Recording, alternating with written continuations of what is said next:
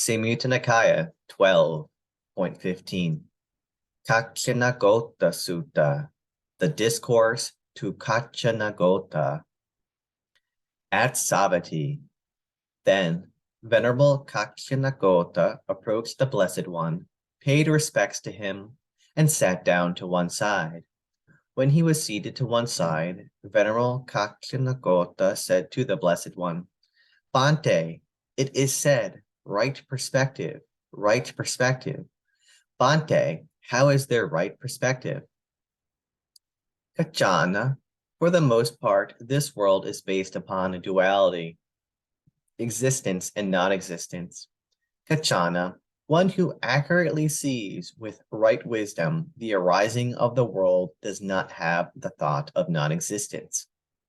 Kachana, one who accurately sees with right wisdom the cessation of the world does not have the thought of existence. Kachana, for the most part, this world is bound by procurement, clinging, and adherence.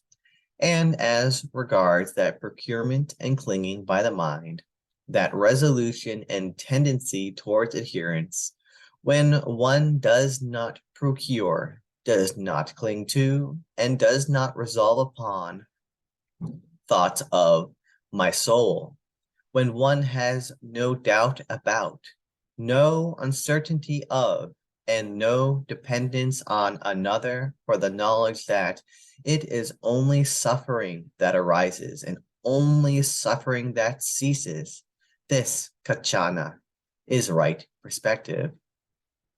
Everything exists, kachana. This is one extreme. Nothing exists. This is the second extreme.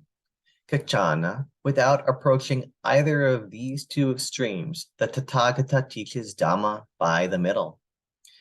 Due to ignorance, there are conditional formations. Due to conditional formations, there is consciousness. Due to consciousness, there is mind and body.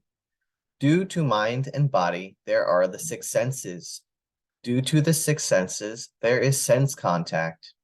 Due to sense contact, there is feeling. Due to feeling, there is craving. Due to craving, there is clinging. Due to clinging, there is existence. Due to existence, there is birth. Due to birth, there is old age and dying, sorrow, lamentation, pain, depression, and anguish are produced. In this way, there is the arising of this entire mass of suffering. However, when there is complete detachment from and cessation of ignorance, there is the cessation of conditional formations. From the cessation of conditional formations, there is the cessation of consciousness. From the cessation of consciousness, there is the cessation of mind and body. From the cessation of mind and body, there is a cessation of the six senses. From the cessation of the six senses, there is a cessation of sense contact. From the cessation of sense contact, there is a cessation of feeling. From the cessation of feeling, there is the cessation of craving. From the cessation of craving, there is the cessation of clinging.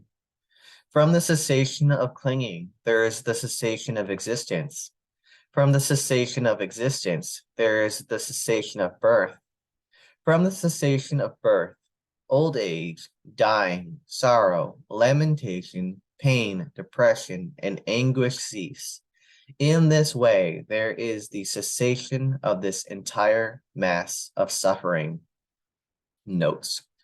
Upaya, going close to, upadana, holding close to, and abhinivasa, settling down on.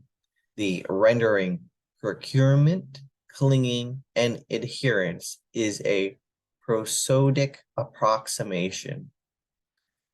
2. Atame. This could be rendered myself or my identity.